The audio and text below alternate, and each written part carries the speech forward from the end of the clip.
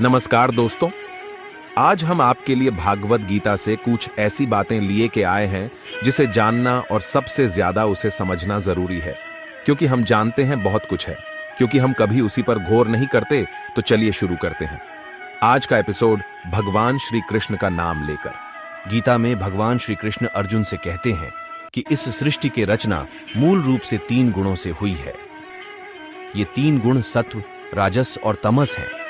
हालांकि आधुनिक विज्ञान आज भी इससे अनजान है, परंतु धार्मिक मान्यता है कि ये तीनों गुण सजीव, निर्जीव, स्थूल और सूक्ष्म वस्तुओं में रहते हैं। श्री कृष्ण भगवान अर्जुन को ये बताते हैं कि यह मूल प्रकृति ही संसार की समस्त वस्तुओं को उत्पन्न करने वाली है और मैं ही ब्रह्म, आत्मा रूप में चेतन रूपी बीज को स्थापित करता हूं। इस जडीडीएच चेतन के संयोग से ही सभी चर अचर प्राणियों की उत्पत्ति होती है। साथ ही समस्त योनियों में जो भी शरीरधारी प्राणी उत्पन्न होते हैं, उन सभी को धारण करने वाली आत्मा रूपी बीज को स्थापित करने वाला पिता हूं।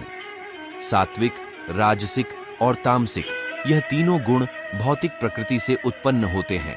प्रकृति से उत्पन्न तीनों गुणों के कारण ही अविनाशी आत्मा शरीर से बंध जाती है। पुरुष प्रकृति से उत्पन्न तीनों गुणों को भोगता है और इन गुणों का साथ ही इस जीवात्मा को अच्छी बुरी योनियों में जन्म लेने का कारण बनता है।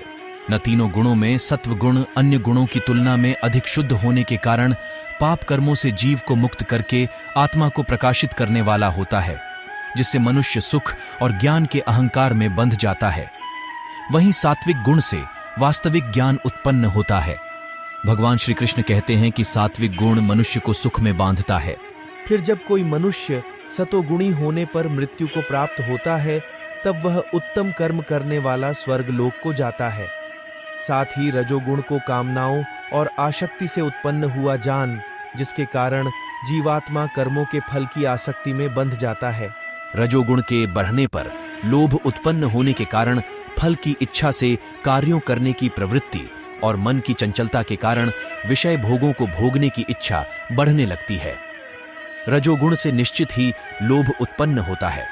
साथ ही जब कोई मनुष्य रजोगुण की वृद्धि होने पर मृत्यु को प्राप्त करता है, तब वह रजोगुण के बीच स्थित पृथ्वीलोक में ही रह जाता है। रजोगुण में किए गए कार्य का परिणाम दुख होता है। तब अज्ञान रूपी अंधकार कर्तव्य को न करने की प्रवृत्ति, पागलपन की अवस्था और आलस्य के कारण न करने योग्य कार्य को करने की प्रवृत्ति बढ़ने लगती है। तमोगुण में किए गए कर्म का फल अज्ञान कहा गया है और उसी प्रकार तमोगुण की वृद्धि होने पर मृत्यु को प्राप्त मनुष्य पशु पक्षियों आदि नीच योनियों में नरक को प्राप्त करता है।